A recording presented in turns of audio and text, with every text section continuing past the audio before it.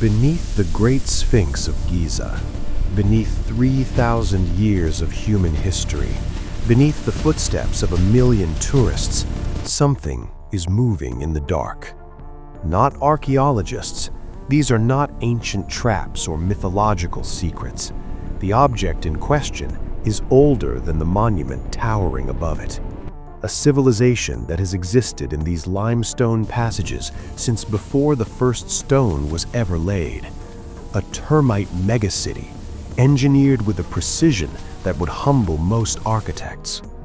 But tonight, something has found the northern wall, and it is not looking for fungus.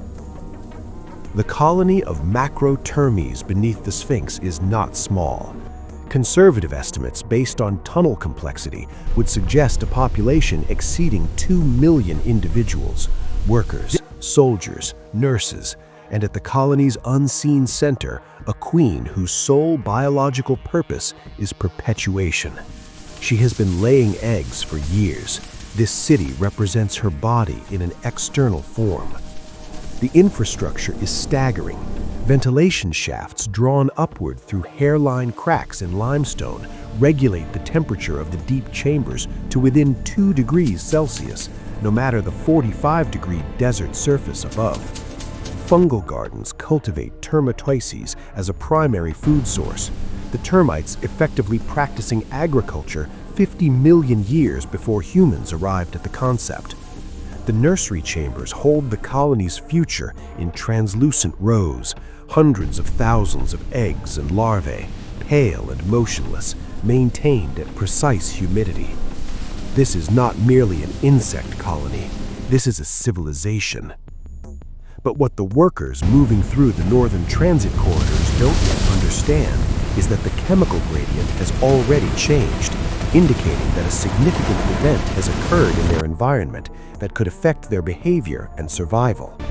Something left a signature in the sand 3 hours ago, and it is coming back, indicating that a significant threat is approaching the workers in the northern transit corridors. The Scolopendra, a giant centipede, the apex predator of the subterranean world, is not a creature that attacks out of confusion or accident. It follows heat, it follows humidity, it follows the concentrated chemical signatures of a dense living colony. To this predator, a termite megacity is not a defended fortress, it is a food source.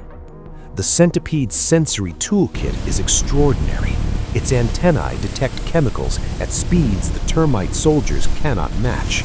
Its pit organs detect infrared radiation, body heat, through solid stones.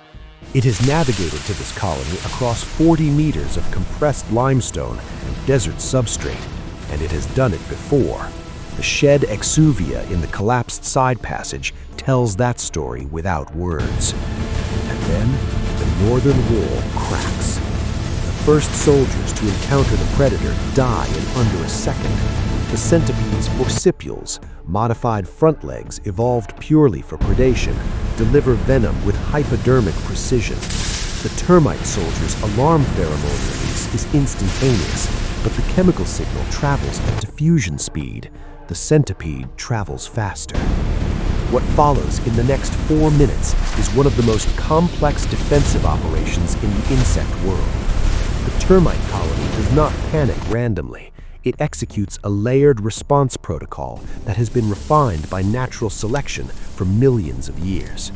Workers clear critical corridors of larvae within 90 seconds, directing them toward deep evacuation chambers through tunnel systems that the centipede's body cannot navigate. Nasute soldiers, specialized chemical warfare units, deploy to choke point positions, their enlarged frontal glands pressurized and ready. Major soldiers form physical barrier formations at the fungal garden entrance. Bodies are interlocked, creating a collective barrier stronger than any individual. What the centipede encounters is not a colony defending itself. It is a colony that has done this before. The battle at the fungal garden entrance lasts 11 seconds.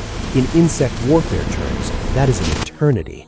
A testament to the soldiers' collective strength against a predator that outmasses each of them by a factor of several hundred. The nasute barrage costs the centipede its antennae function, gummed with adhesive resin.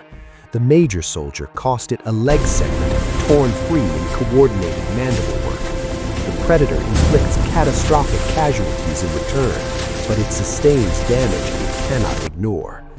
In the midst of pain and disorientation, the equation undergoes a shift.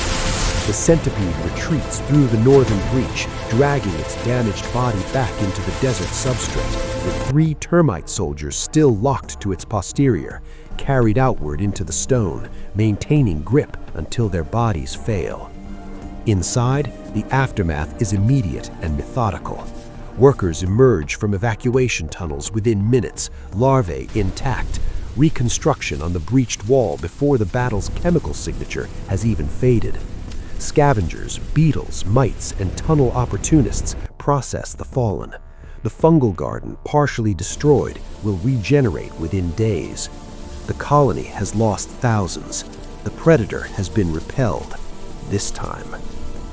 Above ground, the Sphinx stares westward into the setting desert sun, unchanged and indifferent.